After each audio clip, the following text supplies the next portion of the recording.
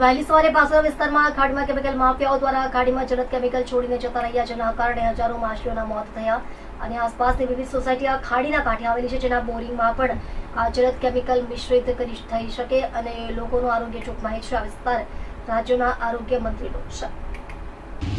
Mafia રાજ મંત્રીનું રાજ કે સામાન્ય જનતાનું રાજ કે બધા જનતાને મૂર્ખ બનાવી માફિયાઓને મંત્રીઓ એક થઈને આ વિસ્તાર ઉપર રાજ કરીએ છીએ. આ વિસ્તાર છે કામરેજ વિધાનસભાનો વિસ્તાર.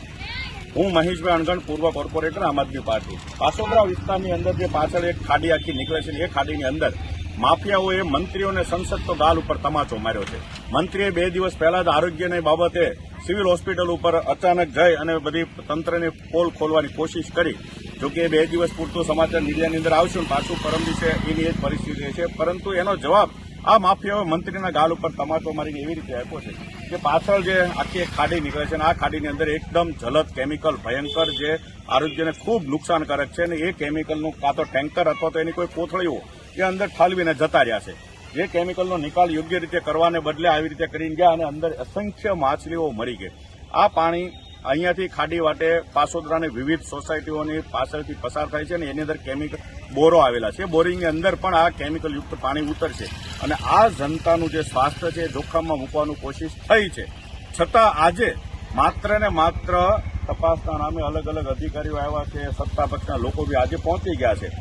2 દિવસ સુધી આ તપાસનો થનગડાટ ચાલુ રહેશે અને એક પણ વ્યક્તિની ધરપકડ થશે નહીં. કારણ એટલા માટે કે મંત્રી તો આજે બન્યા છે એવું નથી. આ વિસ્તારમાં 3 વર્ષથી આ જ મંત્રી છે. 3 વર્ષથી પાસોદરા પાસે જે ખાડી છે, લસકાણા પાસે જે ખાડી છે, એ દરેક ખાડીઓની અંદર લસકાણા પાસે બુલેટ ટ્રેન જે ગુડ્સ ટ્રેન પસાર થઈ છે, ત્યાં પણ આવી 2 વર્ષ પહેલા ઘટનાઓ બની હતી. અસંખ્ય માછલાઓ મરી ગયા હતા, પરંતુ કોઈના પેટનું પાણી હલ્યું નથી. આજે પણ એ કામગીરી હજી પણ યથાવત છે. ગઈકાલે આવી ઘટના રાત્રિના સમયે અહીંયા બની ગઈ છે.